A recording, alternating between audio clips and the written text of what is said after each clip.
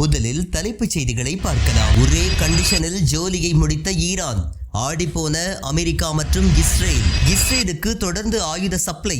அம்பலமானது கனடாவின் இரட்டை வேடம். இஸ்ரேல் ஆக்கிரமிப்பு படையை தெறிக்கவிட்ட ஹமாஸ், ஆக்கிரமிப்பு படை வீரர்கள் மரணம். இஸ்ரேல் தலையில் இடியை இறக்கிய போர்ச்சுகல். பாலஸ்தீனத்திற்கு காத்திருக்கும் குட் நியூஸ். கொத்து கொத்தாக செத்துமடியும் பாலஸ்தீனியர்கள். இஸ்ரேல் ஆக்கிரமிப்பு படை அட்டூழியம். இனி விரிவான செய்திகளை பார்க்கலாம். ஒரே கண்டிஷனில் ஜோலியை முடித்த ஈரான், ஆடிப்போன அமெரிக்கா மற்றும் இஸ்ரேல். மீண்டும் தாக்குதல்கள் நடத்தப்படாது என்று உத்தரவாதம் அளிக்காவிட்டால் ஈரான் அணுசக்தி பேச்சுவார்த்தைகளை மீண்டும் தொடங்காது என்று ஈரானிய வெளியுறவு அமைச்சர் அப்பாஸ் அரக்சி தெரிவித்துள்ளார்.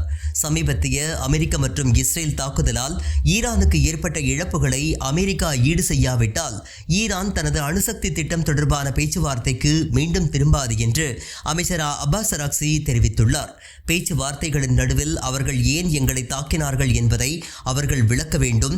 மேலும் எதிர்கால பேச்சுவார்த்தைகளின் போது அவர்கள் அதை மீண்டும் செய்யப்போவதில்லை என்பதை அவர்கள் உறுதி செய்ய வேண்டும் என்று அவர் ஒரு நேர்காணலில் கூறியிருந்தார். மேலும் அவர்கள் செய்த சேதத்திற்கு ஈரானுக்கு ஈடு செய்ய வேண்டும் என்றும் குறிப்பிட்டுள்ளார். யுரேனியம் செறிவூட்டல் 0 இருக்க வேண்டும் என்ற ட்ரம்பின் வலியுறுத்தலுக்கு பதிலளித்த அரக்சி, அமெரிக்காவிடமிருந்து உண்மையான நம்பிக்கையை வளர்க்கும் நடவடிக்கைகள் எங்களுக்கு தேவை என்றும் தங்களிடம் செறிவூட்டுவதற்கான யுரேனியம் இல்லை என்றும் அவர் தெரிவித்துள்ளார். இஸ்ரேலுக்கு தொடர்ந்து ஆயுத சப்ளை. அம்பலமானது கனடாவின் இரட்டை வேடம். இஸ்ரேலுக்கு தொடர்ந்து ஆயுதங்களை ஏற்றுமதி செய்யும் ஆதாரங்கள் வெளியாகியுள்ள நிலையில் கனடாவின் இரட்டை வேடம் அம்பலமாகியுள்ளது. கனடா அரசு ஜனவரி 2024 முதல் இஸ்ரேலுக்கான ஆயுத ஏற்றுமதியை நிறுத்திவிட்டதாக கூறியிருந்தது. ஆனால் சமீபத்தில் வெளியான இஸ்ரேல் வரிவிதி ஆணையத்தின் பதிவுகள் மற்றும் சர்வதேச கப்பல் அனுப்பும் ஆவணங்கள் கனடாவிலிருந்து இஸ்ரேலுக்கு தொடர்ந்து ரகசியமாக ஆயுதங்கள் மற்றும் வெடிபொருட்கள் அனுப்பப்பட்டுள்ளதை உறுதிப்படுத்துகின்றன.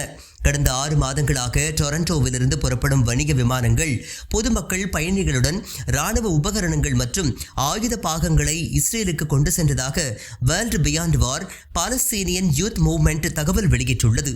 இது இஸ்ரேலின் இன அழிப்பிற்கு கனடா தொடர்ந்தும் ஆதரவு வழங்குவதை காட்டும் தெளிவான ஆதாரம் என்று பாலஸ்தீன இளைஞர் இயக்கத்தின் யாரா ஷவ்ஃபானி குற்றம் சாட்டியுள்ளார். இஸ்ரேல் ஆக்கிரமிப்பு படையை தெறிக்கவிட்ட ஹமாஸ், ஆக்கிரமிப்பு படை வீரர்கள் மரணம். ஹமாஸின் இராணுவ படைப்பிரிவான அல்கசாம் படைப்பிரிவு தெற்கு காசா பகுதியில் குறிப்பாக கான் யூனிஸில் ஆக்கிரமிப்பு படைகளை குறிவைத்து அதிரடி தாக்குதலை நடத்தியுள்ளது.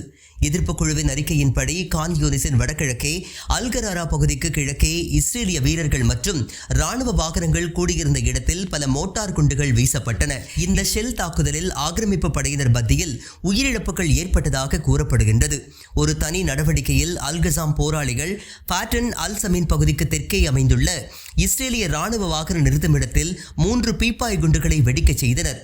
இந்த குண்டுவெடிப்பில் இஸ்ரேலிய வீரர்கள் கொல்லப்பட்டனர் மற்றும் காயமடைந்தனர் என்று ஹமாஸ் தரப்பில் தெரிவிக்கப்பட்டுள்ளது. இஸ்ரேல் தலையில் இடியை இறக்கிய போர்ச்சுகல். பாலஸ்தீனத்திற்கு காத்திருக்கும் குட் நியூஸ். பாலஸ்தீன அரசை அங்கீகரிப்பது குறித்து செப்டம்பரில் போர்ச்சுகல் பரிசீலிக்கும் என்று அந்நாட்டு பிரதமர் தெரிவித்துள்ளார். செப்டம்பர் மாதம் நடைபெறும் ஐநாவில் பாலஸ்தீன அரசை அங்கீகரிப்பது குறித்து போர்த்துகீசிய அரசாங்கம் ஜனாதிபதி மற்றும் பாராளுமன்றத்துடன் கலந்தாலோசிக்கும் என்று பிரதமர் லூயிஸ் மான்டெனிக்ரோவின் அலுவலகம் தெரிவித்துள்ளது. செப்டம்பரில் நியூயார்க்கில் நடைபெறவிருக்கும் 80வது ஐக்கிய நாடுகள் சபையின் பொதுச்சபையின் உயர்மட்ட வாரத்தில் முடிவடையக்கூடிய ஒரு நடைமுறையின் ஒரு பகுதியாக பாலஸ்தீன அரசை அங்கீகரிப்பது குறித்து போர்ச்சுகல் பரிசீலித்து வருகின்றது என்று அதிகாரப்பூர்வ அறிக்கை வெளியிட்டுள்ளது. காசா மீதான இஸ்ரேலின் இனப்படுகொலை தாக்குதலால் ஏராளமான பாலஸ்தீனியர்கள் பலியாகி வருகின்றனர். எனவே பாலஸ்தீனத்தை தனி நாடாக அங்கீகரிக்க வேண்டும் என சர்வதேச நாடுகள் வலியுறுத்தி வருகின்றன. பிரான்ஸ் உள்ளிட்ட 15 நாடுகள் இதற்கு சம்மதம் தெரிவித்திருக்கும் நிலையில் தற்போது போர்ச்சுகலும் பாலஸ்தீனத்திற்கு ஆதரவாக முன்னெடுத்துள்ளது குறிப்பிடத்தக்கது. கொத்து கொத்தாக செத்துமடியும் பாலஸ்தீனியர்கள். இஸ்ரேல் ஆக்கிரமிப்பு படை அட்டூழியம். காசாவின் இனப்படுகொலையில் இறந்தவர்களின் எண்ணிக்கை 60,000-ஐ தாண்டி இருக்கும் நிலையில் 24 மணி நேரத்தில் 111 பாலஸ்தீனியர்கள் கொல்லப்பட்டுள்ளனர். காசா பகுதியில் இஸ்ரேல் நடத்தி வரும் ஆக்கிரமிப்பின் விளைவாக கடந்த 24 மணி நேரத்தில் 111 பாலஸ்தீனியர்கள் கொல்லப்பட்டதாகவும் 820 பேர் காயமடைந்ததாகவும் காசா சுகாதார அமைச்சகம் தெரிவித்துள்ளது. அக்டோபர் 7, 2023 அன்று இஸ்ரேல் ஆக்கிரமிப்பு படை தாக்குதல் தொடங்கியதிலிருந்து 60,249 பாலஸ்தீனியர்கள் இறந்திருப்பதாகவும் 1,47,089 பேர் காயமடைந்திருப்பதாகவும் கூறப்பட்டுள்ளது. மார்ச் 18, 2025 முதல் இன்று வரை 9,081 பேர் இறந்திருப்பதாகவும் 35,048 பேர் காயமடைந்திருப்பதாகவும் சுகாதாரத்துறை அமைச்சகம் தெரிவித்துள்ளது. கடந்த 24 மணி நேரத்தில் மட்டும் உதவி தேடி மையங்களில் காத்திருந்த பாலஸ்தீனியர்கள் மீது நடத்தப்பட்ட தாக்குதலில் 91 பேர் கொல்லப்பட்டனர். மேலும் 666க்கும் மேற்பட்டோர் காயமடைந்தனர். ஒரே கண்டிஷனில் ஜோலியை முடித்த ஈரான், ஆடிப்போன அமெரிக்கா மற்றும் இஸ்ரேலுக்கு தொடர்ந்து ஆயுத சப்ளை. அம்பலமானது கனடாவின் இரட்டை வேடம். இஸ்ரேல் ஆக்கிரமிப்பு படையை தெறிக்கவிட்ட ஹமாஸ்.